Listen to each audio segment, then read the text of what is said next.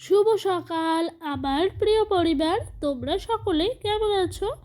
আশা করছি যে যেখান থেকেই আমার ব্লগটা দেখছো সকলে ভালো আছো। তোমাদের আশীর্বাদ ও ভালোবাসার সাথে নিয়ে আজকের ব্লগটা শুরু করলাম। এখন বাজে ঘড়ির কাঁটায় ঠিক সকাল 6টা।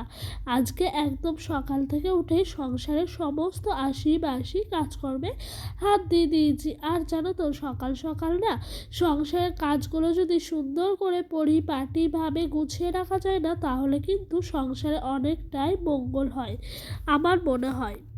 তো বন্ধুরা, চলো তোমাদের সঙ্গে গল্প করতে করতে এদিক দিয়ে কিন্তু আমার ছাদ দেওয়াটাও হয়ে এসছে। আর দেখেছো, ওই যে মাঠের পাশ দিয়ে দেখা যাচ্ছে হালকা হালকা কুয়াশা, এটা কিন্তু কুয়াশাটা অনেকটাই কমেছে আগের তুলনায়।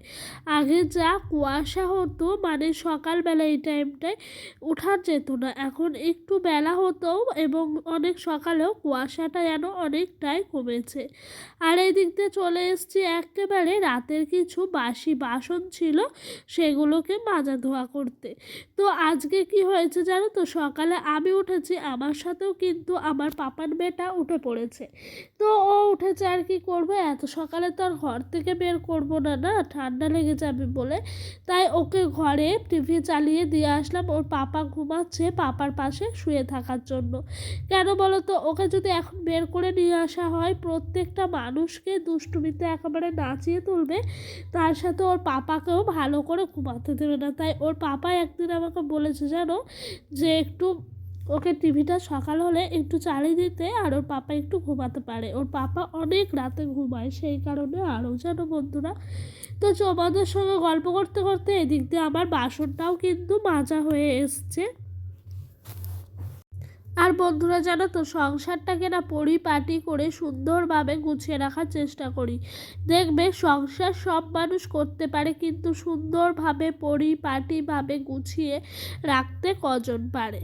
তারই আমি না প্রত্যেক দিন একটু একটু তিলে তিলে চেষ্টা করি, যাতে সংসারটা একটু একটু করে একটু আয় উন্নতির দিকে যায়। তাই জানো তো, সকাল থেকে একেবারে বুদ্ধি খাটিয়ে খাটিয়ে সংসারের সমস্ত কাজগুলো করি। কারণ কি বলতো, সংসারে এই ধরো মাজা ধোয়া এসব রয়েছে, তো এগুলো কিন্তু সংসারে ঘুম থেকে ওঠার আগে আমি একটা লিস্ট বানিয়ে নিই। সেই লিস্টের মধ্যে কিন্তু আমার সংসারের সমস্ত কাজকর্ম থাকে। যেরকম ধরো আমি রাতে শুয়ে শুয়ে ভাবি যে কালকে আমার বেশি কাজ আছে, সেই কাজটা কখন আমি এক্সট্রা কাজটা প্রত্যেক দিনের কাজের মধ্যে ঢুকে ফেলবো, সেগুলোই কিন্তু প্রত্যেক দিন আমার মাথার মধ্যে চলে। তো আজকে যেরকম আমার প্রথমত এক জায়গায় যেতে হবে, আর দ্বিতীয়ত হলো প্রচুর কাচাকুচি আজকে আমি নামিয়েছি। সকাল হতে না হতে সেগুলো কিন্তু আমাকে কেচে ধুয়ে শুকিয়ে আবার বিছানায় পেতে মানে উদ্ধার করতে হবে। তো সেইটা কিন্তু আমি সকালে ঘুম থেকে উঠে এই যে কাজগুলো করি না, তখন কিন্তু সেসব কাজগুলো আমি মাথার মধ্যে নিয়ে নিই যে এই কাজটার পর আমি ওই কাজটা ঢুকিয়ে দেবো। যেরকম ধরো সকালে সার্ফে ভিজিয়ে রাখলাম অনেকক্ষণ ধরে, আর সার্ফে ভেজানো থাকলে অনেকক্ষণ জলটাও না নোংরা জলটা বেরিয়ে যায়, আর কাপড় জামা কাচতেও অনেকটাই সুবিধা হয়। কারণ কি বলতো, আমাদের এই কুয়োর থেকে জল তুলেওতে কাপড় জামা কাচতে হয়, তো তাতে না খাটনিটা কাচাকুচির দিক দিয়ে একটু দ্বিগুণ বেড়ে যায়। আমার মনে হয় সংসারের সমস্ত কাজকর্ম সব সহজ, কিন্তু এই কাচাকুচিটাই একদমই কঠিন। কিন্তু আমাদের প্রত্যেকের দৈনন্দিন জীবনে যেরকম খাওয়া দাওয়া করে বাসন মাজতে হয়, সেরকম সমস্ত মানে জামা কাপড়গুলো কাচাকুচি করতে হয়। তো ডোডোরও কিছু জামা প্যান্ট থাকে, রোজ কাচি, তার সাথে ডোডোর পাপার একটা দুটো করে ভরে নিই। তো এটাই আমি বুদ্ধি করেছিলাম যে সকালে খাওয়া দাওয়ার পর কাচাকুচিগুলো সারবো। তো পায়ে করে একেবারে তোমার মশারিটা কেচে নিচ্ছিলাম। কারণ কি বলতো, হাতে করে কাচতে গেলে না প্রচণ্ড কষ্ট হচ্ছে, আর পেন উঠে যাচ্ছে, মানে পেটের যে সি সেকশনের পেনটা সেলাইটা আছে সেখানে একটু পেন হয় আস্তে আস্তে অল্প, সেই জন্য কিন্তু আমি পায়ে করে চিপে চিপে সমস্ত কাচাকুচিগুলো সারলাম। তার সাথে আমার পাটাও কিন্তু অনেকটাই পরিষ্কার করে নিলাম। আর বন্ধুরা, তোমরা হয়তো ভাবছো যে দিদিভাই মাথায় ওড়না দিয়ে কেন রান্না করছে। তো আজকে ওড়না দিয়ে রান্না করছি কেন কি জানো তোমরা? কারণটা চলো বলেই দিই। তো আজকে যে আমার পিরিয়ডস হয়েছিল না, সেই পিরিয়ডসে যে সমস্ত কাচাকুচি থাকে সেগুলো কিন্তু সেরে নিয়েছি। আর আমার শ্বশুরবাড়িতে একটা নিয়ম আছে, পিরিয়ডস শেষ হয়ে যাওয়ার পর যে কাচাকুচিগুলো করার পর একটা নিয়ম থাকে, সেই নিয়মটা হলো আমি নাকি আগে স্নান না করলে, কাচাকুচির পর স্নান না করলে ঘরে ঢুকতে পারবো না, কাউকে ছুতে পারবো না, কাউকে টাচ করতে পারবো না। সেই কারণে কিন্তু আমাকে আগে কাচাকুচি করার পর বলে স্নান করে নিতে, তারপর কিন্তু আবারও বাড়তি কাজগুলো পুনরায় করতে।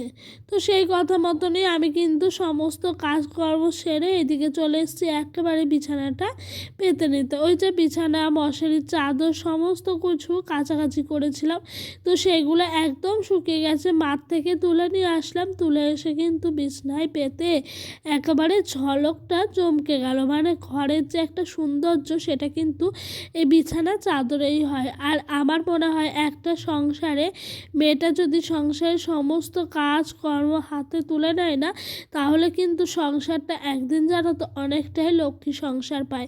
আর আমি দেখেছি যে সংসারে কাজকর্ম কম, সেই সংসারের লক্ষ্মী ভাবটাও কিন্তু অনেকটাই কম। চলো, অনেক বকর বকর করে ফেললাম। এবার কিন্তু আমি সমস্ত কিছু গুছিয়ে নেওয়ার পর যাব একেবারে খাওয়া দাওয়ার সাথে। ওই দিক দিয়ে আমার জন্য কিন্তু আমার শাশুড়ি মাও বসে আছেন, সেই কারণে আরও একটু তাড়াতাড়ি করছিলাম। আর দেখেছো বালিশগুলো পর সাজানো হয়ে গেল।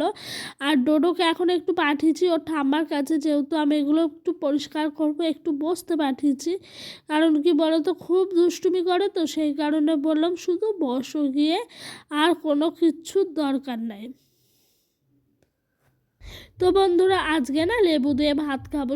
মনে হচ্ছে ডাল বাঁধাকপির সঙ্গে কি একটা যেন নেই, সেটা হলো লেবু। শাশুড়ি মাকে একবার বলাতে শাশুড়ি মা সঙ্গে সঙ্গে বলে উঠলেন, যাও ওইখানে গাছ থেকে একটা লেবু নিয়ে এসো। এবার তোমাকেই কিন্তু লেবুটা একা খেতে হবে, যেহেতু শাশুড়ি মায়ের শরীর খারাপ, খাবেন না, শ্বশুর মশাইও খাবেন না। আর দেখেছো গাছে দুটো লেবু একসঙ্গে ছিল, কত সুন্দর লাগছে এটা দেখে।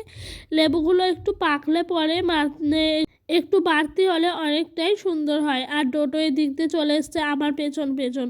তো ওকে আমি বলছি বলো টাটা, ও কিন্তু তোমাদের সকলকে টাটা বলছে। আর তোমরা যদি ওকে বলো না নাইস, তারপরে সুপার, তারপরে তোমার হলো অনেক কথা, তাহলে ও কিন্তু পুরো অ্যান্সার দেওয়ার চেষ্টা করে। এদিক দিয়ে খেতে চলে এসেছি পেঁয়াজ দিয়ে মুসুরির ডাল, আর একটু করেছিলাম বাঁধাকপি আর কুমড়ো ভাজা কুচি কুচি করে। তো এই দেখো ডোডো সোনা খেলছিল এতক্ষণ ধরে, খেলতে খেলতে ঘুম পেয়েছে, ঘুমিয়ে গেছে। আর ও দেখবে একটা কাণ্ড, ও না ওর মানে হাতের কাছে র্যাপিডটাকে নিয়েই ঘুমিয়েছে। ও র্যাপিডটা ভীষণ পছন্দ করে, কিন্তু আর কি করবো, যখন বেরিয়েছে খেলাই করুক।